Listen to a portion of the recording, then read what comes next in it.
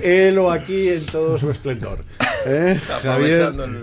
Javier Ortega Smith, secretario general de Vox, abogado, bienvenido. Muy buenos días, Eduardo, muchas gracias. Como muy bien has recordado, Eduardo, dos hechos históricos que uno de ellos como españoles y a mí otro de ellos como argentino me duelen profundamente. Se celebraba el aniversario este fin de semana de la Guerra de las Malvinas, en la que ciertamente la superioridad militar británica, con el apoyo absolutamente necesario y estratégico de Estados Unidos y de Chile, que siempre se recordará como una traición de una nación hermana, pues lógicamente han tenido siempre mucha simpatía a los argentinos, los chilenos. No, eso se lo van ganando a pulso, ¿no? La verdad es que a los argentinos les tiene en el continente hispanoamericano poca simpatía todo el mundo. Sí, bueno, no. Y fuera tampoco mundo. Las cosas como son. No es así, pero la realidad es que aquella guerra, lo que debemos de resaltar es el heroísmo, la valentía y la destreza de los pilotos argentinos y los comandos argentinos. Yo recordaba ayer precisamente con unos argentinos a Roberto Estevez, un teniente comando, que su carta, no da tiempo a leerla ahora, pero su carta es verdaderamente una joya del heroísmo y del patriotismo y cómo luchó en su posición contra unas tropas pues que en aquel momento eran muy superiores. Y es un recuerdo y es una reivindicación, porque lógicamente las Malvinas son argentinas y deberá algún día volver a territorio argentino. Pero claro, lo de Gibraltar, a lo que te refieres, no solo fue un auténtico robo, un atraco, un latrocinio de piratas, como muy bien has explicado, sino que aun siendo eso grave, lo más grave ha sido lo que ha ocurrido después.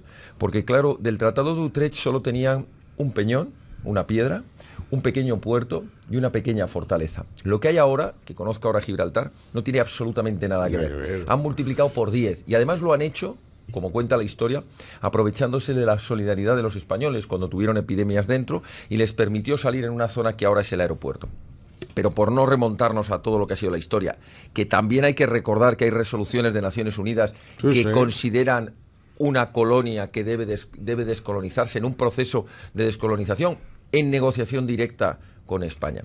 Lo grave ha sido, como muy bien dices, que frente a declaraciones como ha hecho el ministro británico, no haya habido una respuesta clara por parte del gobierno español. Ni la verdad, no. Yo tranquilizaría a Theresa May y a todo el gobierno británico, porque aquí, si ustedes, como han demostrado, están dispuestos a ir a la guerra por si sucede algo en Gibraltar, tranquilos British, porque en España nadie va a mover un dedo por Gibraltar, o sea que no mováis la Royal Navy, porque aquí nadie va a mandar, vamos, un pelotón de soldados al mando un cabo para recuperar Gibraltar. De acuerdo, Eduardo, que seguro que si preguntamos a muchos españoles te dirían, bueno, y es que claro, es lógico, no vamos a derramar una gota de sangre por un pedazo de piedra, sin perjuicio de que algunos olvidan que la dignidad no es una cuestión de cuantía, ¿no? O de cantidad de metros cuadrados, pero lo que se le podría haber contestado es, mire, no se preocupe usted que no va a haber una guerra. Lo que vamos a hacer es potenciar toda la línea de Gibraltar, todo el campo de Gibraltar, lo vamos a potenciar económicamente. Lo que vamos a hacer va a ser que no siga siendo un polo de atracción económica, y cuando lo hayamos reactivado, para garantizar a los trabajadores españoles que se ven secuestrados y que tienen que ir a trabajar lamentablemente a la influencia de lo que significa el peñón, porque todo ese conglomerado de economía absolutamente ilegal lo que hace es que arruina a la economía de alrededor. Una vez que hayamos hecho eso, mire usted, ni el agua va a entrarles por allí, ni la electricidad, ni la conexión vía internet, ni las toneladas de basura que pasan de la verja para aquí, para que se las reciclemos nosotros. Ni va a recibir usted una piedra ni un saco de cemento. Le vamos a cerrar la verja por tierra, mar y aire. Y entonces, a partir de ahí, veremos a ver, sin necesidad de guerras, hasta qué punto le interesa a Gibraltar. Es verdad que siempre, o no debemos olvidar, que Gibraltar no es solo ese conjunto de negocios, de ilegalidades y de economías sumergidas y de paraísos fiscales piratas, sino que lamentablemente es también un punto estratégico militar muy importante por la base naval que tiene, de submarinos que tiene allí Gran Bretaña, y más importante casi el punto de conexiones y de comunicación y de inteligencia militar que tiene desde allí. Pero eso tendría solución en una negociación dentro de la OTAN, a la que se le dijera como socio, bueno, vamos a hacer bases compartidas. El gran problema de Gran Bretaña no está tanto en mantener al pirata de Picardo y todos sus negocios ilegales, sino en el riesgo que tiene o que puede pensar de perder esas bases. Se podría negociar y se podría hacer de otra manera. Ahora, con los políticos actuales que tenemos, que son incapaces de defender siquiera Barcelona, vamos a pedirles que defiendan Gibraltar. Lo que es importante, vamos a poner una nota positiva, y cuesta decirlo, porque decir algo positivo de lo que decide la Unión Europea a mí me cuesta horrores, pero en este caso hay que reconocerlo. Ha habido una posición que esperemos que no cambie en cuanto se ha abierto el artículo 50 del Tratado de Roma y han comenzado las negociaciones para la salida de Gran Bretaña de la Unión Europea. La posición ha sido la siguiente: todos los acuerdos que se firmen entre la Unión Europea y el Reino Unido referentes o en los que tenga que tocarse algo referente a Gibraltar necesitarán la aprobación de España. Por tanto, es muy importante lo que haga los gobiernos de España en esa negociación y que diga: nosotros lo vetamos si pretende usted que la situación o el estatus, como dicen ellos, de Gibraltar, que lo que pretenden es que se mantenga como ahora, es decir, como si fueran, a lo que les interesa seguimos siendo de Gran Bretaña, pero a lo que no seguimos siendo una especie de colonia aparte o de estado, mini estado aparte. Si ahí España dice: no, ustedes siguen exactamente las mismas condiciones que Gran Bretaña y son a partir de ahora frontera exterior de la Unión Europea, y a partir de ahora le aplico la misma política arancelaria, la misma política aduanera, la misma política de tránsito de personas, capitales, etcétera, etcétera, que estuviéramos hablando de Marruecos.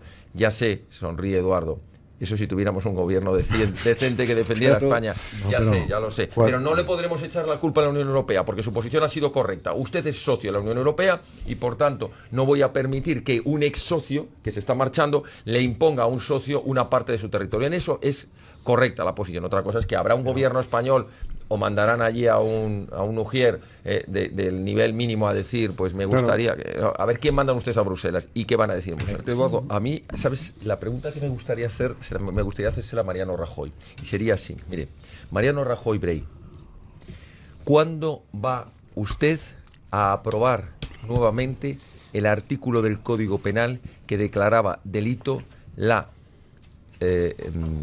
organización de referéndum prohibidos, referéndum ilegales? Porque recordemos que era un delito que estaba en el Código Penal, que Rodríguez Zapatero lo derogó y que el gobierno de Mariano Rajoy, teniendo mayoría absoluta en la legislatura anterior y pudiendo intentarlo en esta, no lo ha intentado. ¿Por qué no se le ha declarado nuevamente delito el llevar a cabo referéndum ilegales? Y más cuando ese referéndum es un referéndum de secesión, de rebelión, de ruptura de una nación. ¿Por qué? Porque eso dice mucho de un gobierno. Oiga, esto es una actitud delictiva. Aparte de que no tenga usted las competencias en la Constitución, pero es que es un delito. Es un delito en cualquier nación del mundo promover, financiar y organizar actos de secesión.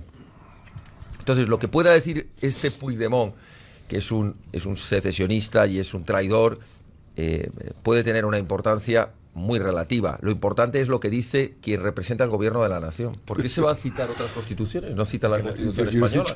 Mira, nosotros tenemos una Constitución... Pero tampoco te parece que lo ha citado 2000 veces.